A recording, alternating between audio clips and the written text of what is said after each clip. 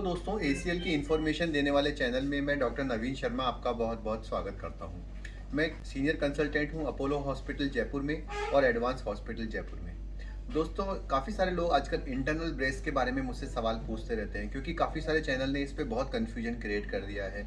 ऐसी ऐसी बातें कही जा रही है दोस्तों जिनके सुनकर हंसी ही आती है। कुछ लोग ये कहते हैं कि अगर आप इंटरनल ब्रेस्ट लगा लेंगे नी में तो फिर बाहर से आपको ब्रेस्ट पहनने की ज़रूरत नहीं पड़ेगी। तो इस दावे में कितनी सच्चाई है, उसी चीज़ को मैं आपको इस वीडियो में क्लियर करने की कोशिश करूँगा।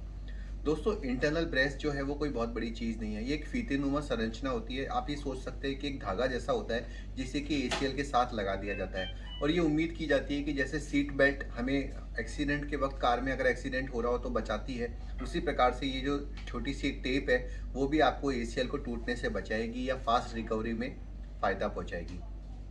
शुरू जब ये फाइबर टेप का जो कॉन्सेप्ट था या जो टेपिंग का जो कॉन्सेप्ट था या जो धागा लगाने वाला कॉन्सेप्ट है ये आया था, तो उसका कहना ये था कि अगर ग्राफ्ट मान लो 7 नंबर का या फिर पतला ग्राफ्ट बन रहा है तो एक एडिशनल सपोर्ट मिल जाएगा, ये सोच के इंटरनल ब्रेसिंग को यूज़ किया गया था।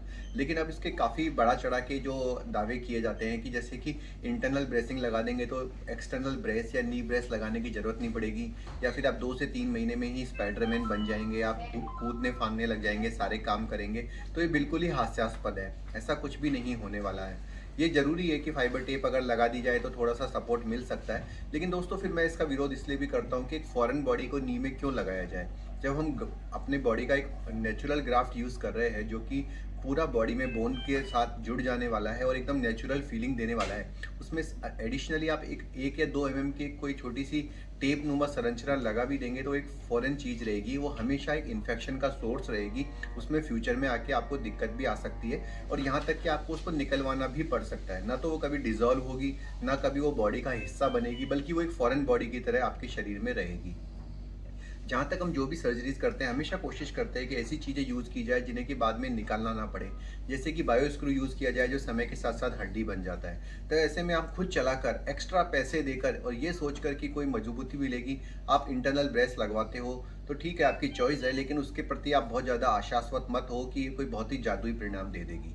इंटरनल ब्रेस लगाने के बाद भी आपको नी ब्रेस लगाना ही चाहिए, कम से कम 6 वीक नी ब्रेस लगाना चाहिए।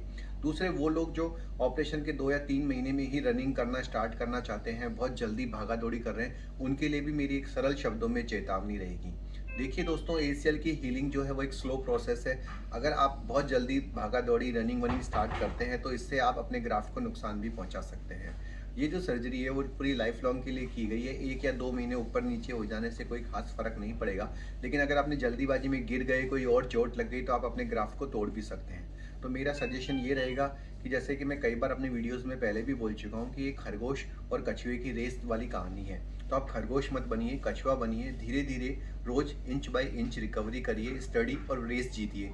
शुरू में आप तेज भागो और बाद में लिगामेंट को आप तोड़ लो और उसके बाद फिर दोबारा से सर्जरी करनी पड़े, तो मैं तो इसको समझदारी नहीं मानूंगा।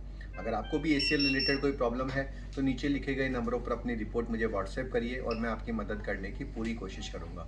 अगर आप हमसे सर्जरी करवाना चाहते हैं और आप हमसे फ़ोन पे कांटेक्ट नहीं भी कर पा रहे तो जो हमारा एड्रेस है वो डिस्क्रिप्शन में दिया गया है, आप वहाँ पर आ सकते हैं। 1 या 2 दिन में आपकी सर्जरी हो जाती है। हमारे पास 0 वेटिंग लिस्ट रहती है, आपको कोई इंतज़ार नहीं करना पड़ता, आपको कोई तारीख का वेट नहीं करना पड़ता।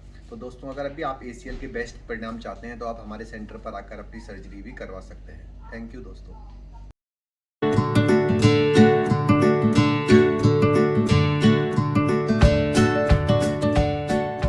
हेलो दोस्तों, क्या आपके भी एसीएल इंजरी हुई है या फिर आपके घर में किसी को एसीएल इंजरी है और उसके दिमाग में काफ़ी सारे सवाल उठते रहते हैं कि इलाज कैसे करना चाहिए, कब करना चाहिए, कौन सा ग्राफ्ट लगाना चाहिए, कितने दिन में रिकवरी होगी, कब आप सही होंगे। 15 साल के अपने एक्सपीरियंस में और जो मैंने 6000 ऑपरेशन किए उनके एक्सपीरियंस से एक किताब लिखी है जिसमें सरल हिंदी भाषा में या फिर इंग्लिश दोनों ही भाषाओं में बहुत ही सरल भाषा में जो क्वेश्चन और आंसर अपने दिमाग में उठते हैं, जो प्रश्न उठते हैं एसीएल से संबंधित, उनका जवाब लिखा है। इस किताब को आप नीचे लिखे गए नंबरों पर व्हाट्सएप कर मंगा सकते हैं। इस किताब के द्वारा आपके एसीएल रिलेटेड सभी डाउट क्लियर हो जाएंगे। तो दोस्तों, अगर आपको एसीएल से रिलेटेड कोई भी सवाल है तो आप इस किताब को तुरंत मंगवाइए। ये एक ई बुक की फॉर्मेट में है जिसे आप मोबाइल पर, लैपटॉप पर या फिर आईपैड पर पढ़ सकते हैं और इससे आपको सभी सवालों के जवाब मिल जाएंगे। अगर फिर भी कोई डाउट होता है तो फिर मैं आपको मैसेज द्वारा उसकी हेल्प कर दूंगा। ये किताब आप व्हाट्सएप द्वारा मंगा सकते हैं। इसके लिए व्हाट्सएप पर आप मुझे मैसेज कीजिए। इसका निर्धारित शुल्क 200 रुपये मात्र है। 200 रुपये देकर आप इस किताब को अपने पास सॉफ्ट कॉपी या PDF की फॉर्मेट में मंगवा सकेंगे।